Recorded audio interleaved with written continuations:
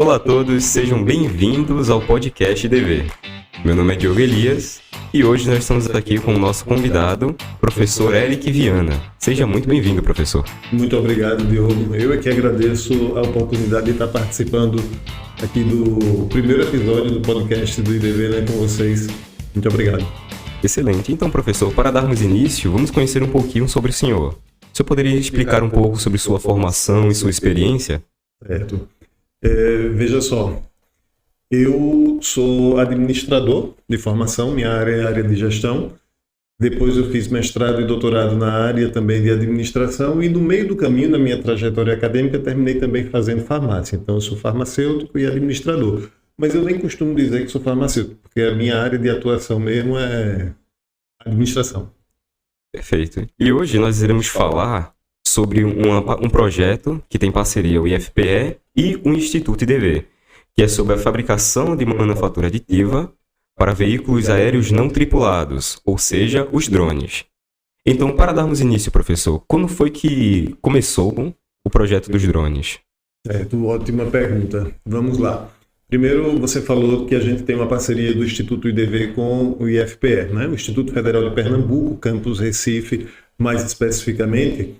Há 3 anos atrás, participou de uma série de editais que foram promovidos pela FACEP, daqui de Pernambuco, né, Fundação de Amparo à Pesquisa, e esse edital, ou essa sequência de editais, elas previam uma ligação entre as instituições de ensino, as empresas e a resolução de um problema por parte dos estudantes que a FACEP chamava de tecnologias portadoras de futuro. Ou seja, alguma dessas tecnologias que estavam presentes no edital precisavam ser trabalhadas pelos estudantes junto a empresas para que no final o resultado fosse um produto que desenvolvesse essas tecnologias em favor dessas organizações e ao mesmo tempo os estudantes pudessem ter o primeiro gosto de estar construindo algo concreto, né, junto ao mercado daquilo que eles estão aprendendo na academia.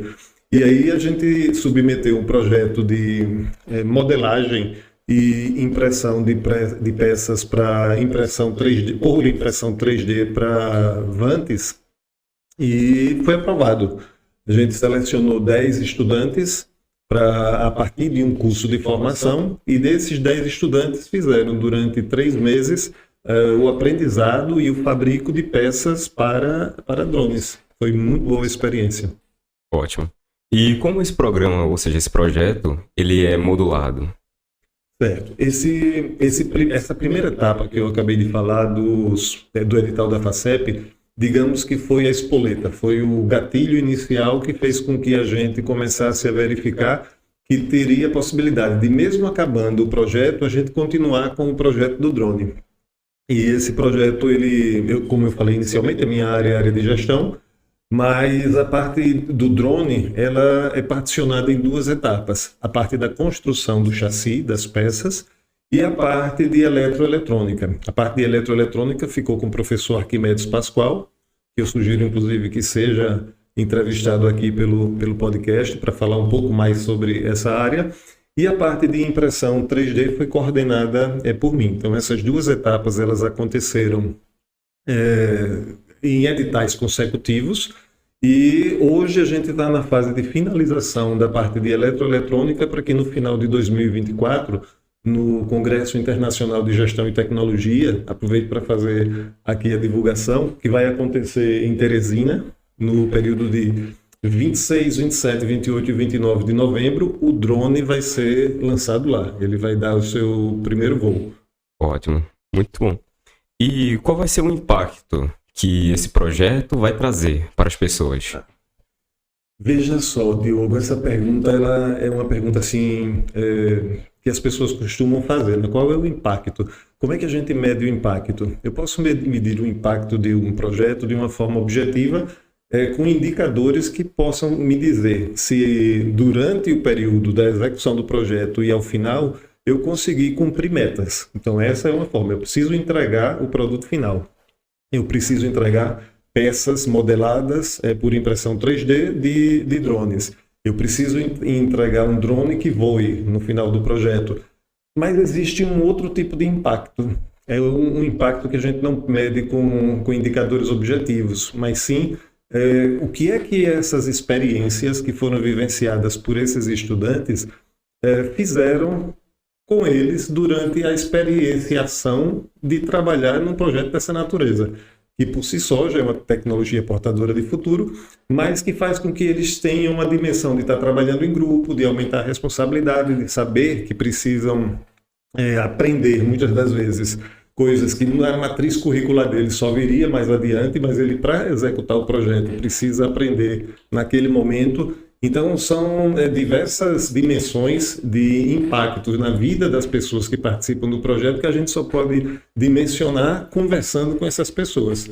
Deixa eu deixar uma dica. Convida estudantes que participaram do projeto para serem entrevistados. Ok, então, nossos episódios futuros pretendemos sim convidar não só o professor Arquimedes Pascoal, como também alguns estudantes que foram orientados pelo senhor e pelo professor Arquimedes. Perfeito. Então, nesse meio termo, no processo para a fabricação do drone, os alunos estarem envolvidos, quais desafios houveram nesse caminhar? Tá. Eu acho que o primeiro desafio que a gente teve foi fazer o processo de seleção, para que a gente pudesse ter no projeto estudantes que estivessem evidentemente interessados em participar aprender, mas que tivessem um perfil de trabalho em grupo. Então, hoje, eu acho que mais do que nunca na história da humanidade, a gente tem a necessidade de pessoas que tenham desenvolvidas ou com vontade de desenvolver competências que a gente chama de competências transversais, são as famosas soft skills, né? A pessoa ter resiliência, a pessoa não parar diante do primeiro obstáculo, ter vontade de aprender, ter ouvido para ouvir e saber calar no momento em que precisa ouvir a outra pessoa, ou seja, aprender a trabalhar em equipe. Então esse foi o primeiro desafio, a gente conseguiu ter um time bom formado. O segundo desafio foi dar continuidade ao projeto, mesmo depois que a bolsa tenha finalizado, porque uma bolsa ela não é um instrumento de enriquecimento de um estudante. Uma bolsa, ela é necessária muitas das vezes para o deslocamento do estudante até a instituição de ensino para desenvolver as atividades. Então, o estudante não recebe aquela bolsa para comprar um iPhone nem para comprar um carro, é para comprar a passagem, para vir para a instituição, para muitas das vezes comprar o lanche da hora do intervalo. Então, esse foi outro desafio que a gente encontrou. Certo, e no caso desses estudantes que ao fim de terminarem a bolsa, muitos permaneceram ainda no projeto como voluntários. Isso. Muitos estudantes, para não dizer a maioria, que não foi a maioria por conta dessa dificuldade do financiamento, mas desse grupo que participou dessa experiência, eu creio que mais da metade continuou ou nesse projeto ou se engajaram em outros projetos que a gente tem dentro do IDV. Perfeito. Então isso mostra como os estudantes eles realmente tomaram apreço ao participarem do projeto, a experiência que eles tiveram, as habilidades que desenvolveram, isso. Eles prezaram realmente por isso ao permanecer no projeto. Diogo, eu acho que assim, é algo que vicia. Depois que você passa por uma experiência de trabalhar num projeto, de desenvolver algo que não tinha sido feito antes, de superar os seus limites, e ao mesmo tempo de receber certificações que vão servir para dar um respaldo maior no teu currículo quando você for para o mercado participar de um processo de seleção, isso termina fazendo com que o estudante ele visualize que mesmo sem ter bolsa, vale a pena fazer um sacrifício e participar do projeto como voluntário. Então, dentro do Instituto IDV, a gente tem praticamente a totalidade dos estudantes que iniciam eles sem bolsa. Então, eles vêm participar do projeto porque eles querem aprender, porque eles querem se desenvolver, porque eles querem crescer. Aí, evidentemente, que os profissionais que estão envolvidos, à medida que eles conseguem aprovação em projetos que contêm bolsa, são esses estudantes que são contemplados naturalmente. Ótimo. E esse projeto, professor, ele tem algum plano para a extensão após ele chegar ao fim? Vamos lá. Essa também é uma pergunta muito bacana. A gente tem dentro do ambiente universitário, e isso não foi a gente que inventou, isso está lá na Constituição, dizendo que o ambiente universitário ele é suportado em um tripé. Esse tripé é o ensino, a pesquisa e a extensão. O ensino é o clássico, que a gente está na sala de aula, tendo o conteúdo programático da matriz curricular que já é dada para o curso. A extensão, ela corresponde a extrapolar os muros da instituição e permitir que aquele conhecimento que é construído dentro da instituição, ele possa dialogar e servir à comunidade. A pesquisa, ela tem uma outra dimensão, não menos importante, né? A gente tem determinados fenômenos e a gente vai investigar o porquê de determinados aspectos daquele fenômeno acontecerem. Por exemplo, fazer uma descrição. Então, pesquisa, ensino e extensão, apesar de terem focos distintos, pela nossa Constituição, no ambiente universitário, eles devem trabalhar juntos.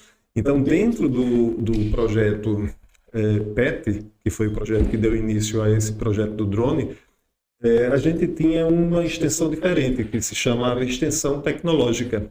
A extensão, quando a gente fala que trabalha extramuros, a gente pode trabalhar com a escola, pode trabalhar com a comunidade rural, mas a gente pode trabalhar com a empresa. Nesse caso, a gente trabalhou com a empresa. E esses parceiros que a gente construiu ao longo dos editais, hoje continuam sendo parceiros nossos. Então, a extensão nossa, ela continua existindo naturalmente, com o viés de extensão tecnológica. Ótimo. E o senhor e todos os envolvidos no projeto, tem alguma expectativa para o futuro desse projeto? Esse projeto, como todo projeto, tem início, meio e fim. Então, a gente está finalizando esse projeto do drone nessa etapa, e eu acho que o professor Arquimedes seria a pessoa mais indicada para falar desse modelo de engenharia reversa, de aprendizado, para que depois se possa propor inovação. Então, esse ano a gente finaliza essa construção do primeiro drone e a partir do próximo ano a gente vai passar para fazer as inovações incrementais em cima do drone. Perfeito. E como é que o público, seja lá estudantes ou outras pessoas, podem se envolver nesse projeto? Para apoiar, para aprender mais? Beleza. Pessoal, a gente tem o espaço de inovação do IDV situado ao lado do IFPE Campus Recife. Quando vocês olham para o IFPE, do lado direito, tem a Associação dos Servidores dos Institutos Federais. É um prédio do Muro Verde, tem um restaurante na frente, e atrás tem um prédio que no primeiro andar vocês vão encontrar tanto o laboratório de prototipação, de manufatura aditiva, de eletroeletrônica, vão encontrar a incubadora do IDV e também a sala de reuniões onde a gente está agora fazendo a gravação desse podcast. Então, nesse ambiente aqui, quem tiver interesse de conhecer será muito bem-vindo, e aí a gente pode marcar uma reunião, uma pessoa falar de qual é a perspectiva, o que é que ela queria fazer, e a gente já tem o sim como início. E aí, se a pessoa tiver efetivamente vontade, a gente articula com um professor que seja responsável da área, um profissional da área, para fazer a orientação nesse projeto. Via de regra, os projetos do IDV, eles não são idealizados na cabeça dos professores. São os estudantes que têm a iniciativa de conversar com os professores e aí a gente cria, digamos assim, um ambiente propício para que os projetos se desenvolvam. O podcast do IDV, esse nosso podcast, ele surgiu de uma iniciativa de estudantes da Universidade Federal do Rio Grande do Norte durante a pandemia. A gente tem um programa Despertando Vocações lá no município de Jundiaí, e eles começaram através do YouTube fazer um tipo de podcast, que eles não chamaram de podcast, eles chamavam de Papo Não Tem Pareia Não. Falava de tecnologia. E naquele momento da pandemia, todo mundo preso nas suas casas, foi assim um momento muito bacana da gente poder estar conversando, falando de coisas boas. Foi plantada a semente e anos depois a gente está aqui com o podcast capitaneado por você e por Paloma. Ótimo. Então hoje nós conseguimos ter uma contextualização breve sobre como é que está o andamento do projeto de desenvolvimento de drones por meio da manufatura aditiva. E no próximo episódio, provavelmente, será o professor Arquimedes. Ele que está a par mais de dentro do projeto, na parte de sistema do drone.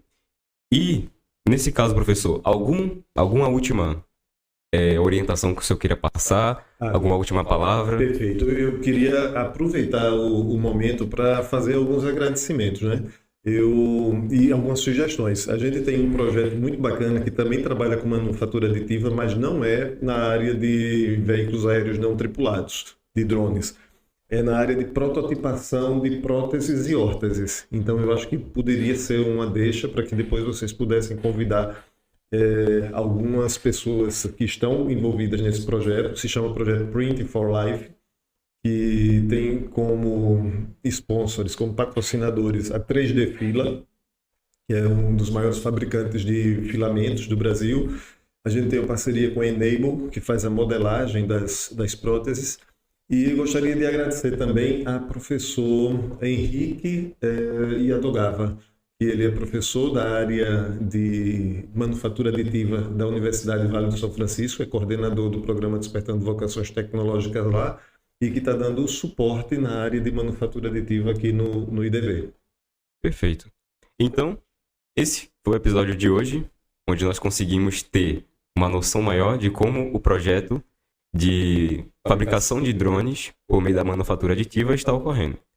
Muito obrigado a todos que assistiram. Obrigado, professor Eric, novamente. E esse é o Podcast IDV. Muito obrigado.